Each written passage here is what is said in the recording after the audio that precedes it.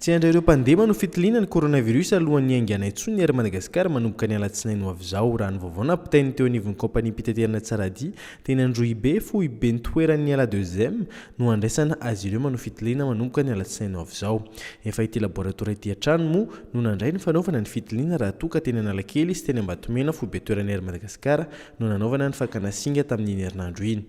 Iny Ivato kosa no nanaovana ny fakana singa amin'ny sabotsy alahady ho avy izao. Ireo mpandeha avy any amin'ny faritra kosa dia mbola hakana singa iny Ivato iny ampahatongavana ihany no hakana ny singa.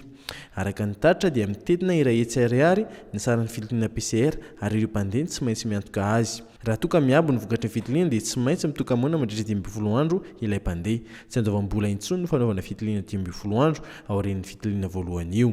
Tsy mandray mpandeha fiaramanidina atao fitiliana ihany intsony koa ny toeram-pakana singa eny amin'ny village Foara. Ny ampitelo amin'ny valopolo indray ireo olona vao marina fa mitondra ny tsy mikarinana coronavirus tao anatin'ny 4 ora farany araka ny taritra nataon'ny professeur Yantamary Daniel Volotina androany. Ny 10 amin'ireo dia avy eto amin'ny faritra Analamanga avokoa, tafakatra 400 sy 500 sy 1 alina araka izany ireo olona efa voasy voana coronavirus raha tambatra. Ankoatr'izay dia olona iray avy any amin'ny faritra Savandray no maty vokatry ny valaretina coronavirus. Miisa 750 araka izany ny olona vao marina ny fomba ofisialy fa maty vokatry ny valanaretina Covid-19 araka ny taritra nataon'ny mpitondra teny ny Fohibe-Pibakonany ady amin'ny coronavirus na ny CCO. Ny ampenina 90 kosa ireo olona sitrana somatsara ary miisa 70 kosa ireo olona voatsikajy ho marary mafy sy manaraka fitsaboana amin'izao fotoana izao. Manoloana ny ministry ny fahasalamam-bahoaka sy ny ministry ny fampianarana ambony sy ny fikarohana siantifika no nanaovan'ireo mpitsabo pikaroka ny taritra savaran'andro voalohany momba ny andrana fitsaboana iray maso. Nataon'izy ireo mikasika ny fampiasana ny fanafody artezonety tamin'ireo marary voan'ny Covid-19. Tamin'ny larobia hariva no nisy fihaonana io.